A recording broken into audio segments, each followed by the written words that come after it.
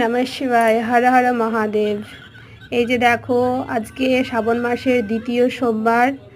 তো আমিও এসেছি শিবের মাথায় জল ঢালতে। তো আমার মতন তোমরাও কি এসেছো এই শিবের মাথায় জল ঢালতে? আসলে অবশ্যই কমেন্ট করে জানাবে, আর আমাকে এই লুকে কেমন লাগছে সেটাও কিন্তু বলতে ভুলো না। ওম নমঃ ওম নমঃ শিবায় নমঃ। ওম নমঃ শিবায় নমঃ।